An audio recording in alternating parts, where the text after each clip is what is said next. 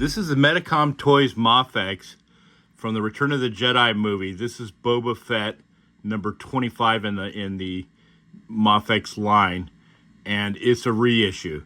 I believe this came out around, early 2024, and it's a lot like the number 16 version, which is also a reissue. This particular one, this is the Empire Strikes Back version.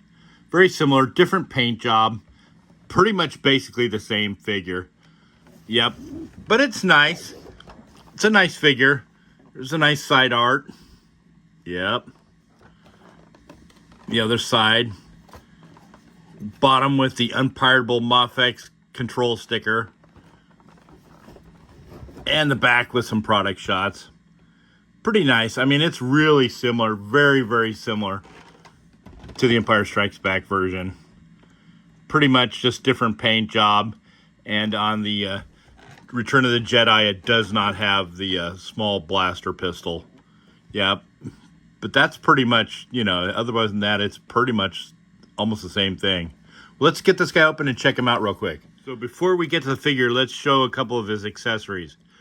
Right here you have the quality assurance pamphlet, which shows you how to download the app to verify that your Mafex release is authentic.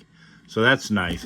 And then they have the multi-positional stand, which I appreciate. These are good little stands, basically freebie stands that you can plug in, several different ways. Next, we have 5 different hands that come with this guy. 2 that come on the figure, 2 alternate hands here that are kind of like fisted hands that are on the placeholder pegs, which is nice because it helps keep the shape of the hole for the figure. It keeps them in shape, so when you go to put them on, they fit properly. And then it's just a trigger finger hand. Lastly, we have Boba's rifle. He didn't have his blaster in the Return of the Jedi movie, so he only had the one rifle. But it looks okay. It's pretty nice. It's a nice version. No real wash on it or anything. It's kind of plainish, but it does look good. Some nice details on it. Yeah, it looks nice. Pretty cool. And then we come to Boba right out of the package. And he's a nice figure. I like this a lot. And once again, I'm going to have to ding Mafex because right out of the package, one of his pouches came unglued from the side right here. I just barely touched it, and it fell off. It's not broken, but it doesn't peg in. It's glued in, and it fell right off. And that's kind of a travesty for an import figure. These things are supposed to be made better than that, so I'm going to ding it for that. That's not cool. That happened. The same thing happened to the gun holster on the Empire Strikes Back version that I got. And frustrating. I mean, I can glue it, but you shouldn't have to do that to these expensive figures. But anyway, I mean, he looks good. It's real similar to the Empire Strikes Back version, but the paint chipping is different. And also the colors are different. On some detail, you got the signet on his shoulder pauldron up here. Looks good. Little brighter colors on that. Different colors on his gauntlets too. They were kind of like greenish, tannish or something, kind of different color. This time they're kind of reddish, which I believe is movie accurate. But the weapons look good. The Whistling Bird's rocket type thing. This one has the rocket and it looks pretty nice. You can see the color detail on it. Painted very well. I like that. Pretty nice. Here's the other side. Nice detail on the gauntlet. Looks good. Some subtle scratching like up here and dings and stuff. It's pretty nice. Yep. And then on his front armor, he's still got the Wookiee braids. Yep. Got the Fett crest up here in the corner. Not as much chipping and scratching on the front though. But yeah, that was annoying that the pouch thing fell off. I don't know why they don't glue those in better. But yep. Right down to the knee pads. The knee pads are a different color too. Not as bright. Or excuse me, a little more bright than the muted colors of the Empire Strikes Back version. Yep, and he looks good. On the jetpack is another notable difference. His jetpack is completely painted different. So yeah, it's nice looking. I believe these articulate. Mine are pretty stiff though. Yeah, see, it does move, but the right side over here is pretty tight. I don't want to snap that since I haven't heated it up.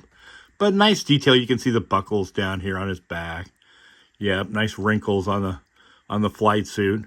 Once again, the underflight suit is not weathered, so it's kind of clean looking as opposed to the, scratched armor, which I always find pretty weird why they can make something look scratched up and look really cool and then leave the undersuit clean, which is kind of weird to me.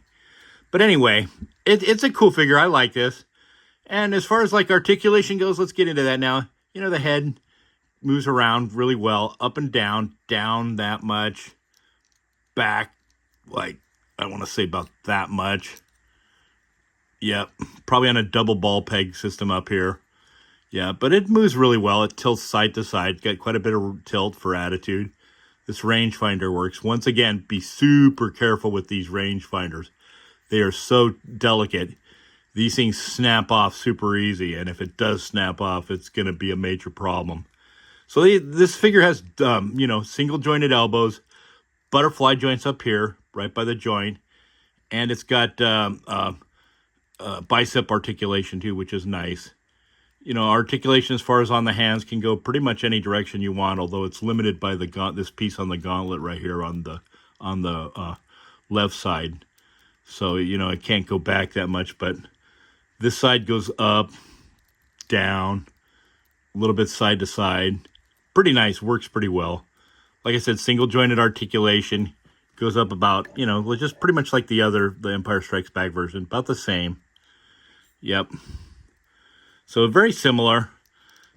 Has, you know, a little bit of drop down on the legs.